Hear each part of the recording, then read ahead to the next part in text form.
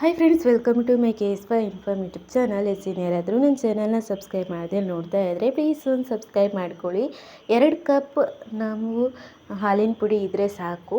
Super ಟೇಸ್ಟಿಯಾಗಿರುವಂಥ gulab jamun ನಮ್ಮ ಮನೆಯಲ್ಲೇ ನಾವು ಮಾಡ್ಕೊಬೋದು. ಇದನ್ನು ಮಾಡೋದಕ್ಕೆ ಮೊದಲಿಗೆ ಒಂದು ಫ್ರೈಯಿಂಗ್ ಪ್ಯಾನ್ಗೆ ಒಂದು ಸ್ವಲ್ಪ ತುಪ್ಪ ಹಾಕ್ಕೊಳ್ಳಿ. 1-2 ಟೀ ಸ್ಪೂನ್ ಆಗುವಷ್ಟು ತುಪ್ಪ ಹಾಕ್ಕೊಂಡು 1 ಕಪ್ ಆಗುವಷ್ಟು ಹಾಲನ್ನ ಹಾಕ್ಕೊಬೇಕು. ಹಾಲನ್ನ ಹಾಕಿ ಅದನ್ನು ಕುದಿ ಬರ್ತಿದೆ ಅನ್ನೋವಾಗ 1 ಕಪ್ ಆಗುವಷ್ಟು ನಾವು ಹಾಲಿನ ಪುಡಿನ ಸೇರಿಸ್ಕೊಬೇಕು. ಅದನ್ನು ಗಂಟಿಲ್ದಂಗೆ ಚೆನ್ನಾಗಿಯೇ ಮಿಕ್ಸ್ ಮಾಡಿದಾದಮೇಲೆ ಇನ್ನೊಂದು ಕಪ್ನ ಸೇರಿಸ್ಕೊಬೇಕು.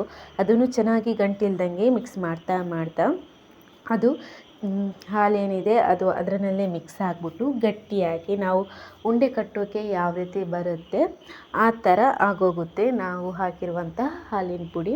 ಅಲ್ಲಿವರೆಗೂ ಚೆನ್ನಾಗಿಯೇ ತಿರುಗಿಸ್ತಾ ಇರಬೇಕು. ಚೆನ್ನಾಗಿ ಸ್ಲೋ ಫ್ಲೇಮ್ನಲ್ಲಿ ಹಾಗೇ ನಾವು ಕುದಿಸ್ತಾ ಇರಬೇಕು. ಇದನ್ನು ಗಟ್ಟಿ ಆಗ್ತಿದ್ದಂಗೆ ಸ್ಲೋ ಫ್ಲೇಮ್ನ ಆಫ್ ಮಾಡಿಬಿಟ್ಟು ನಾವು ತಣ್ಣಗಾಗೋದಕ್ಕೆ ಬಿಡಬೇಕು.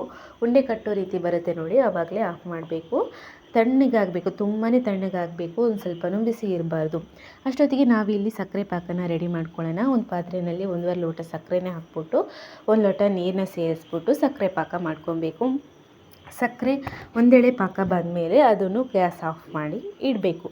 ಅದಾದಮೇಲೆ ನಾವು ಆವಾಗಲೇ ಏನು ಹಾಲಿನ ಪುಡಿ ಕಲಸಿಟ್ಟಿದ್ದೀವಿ ನೋಡಿ, ಫ್ರೈ ಮಾಡಿ ಇಟ್ಟಿದ್ದೀವಿ ನೋಡಿ, ಅದು ತಣ್ಣಗಾಗಿರುತ್ತೆ. ಇವಾಗ ಅದನ್ನು ಸಣ್ಣದಾಗಿ ಉಂಡೆ ಮಾಡ್ಕೊಬೇಕಾಗತ್ತೆ.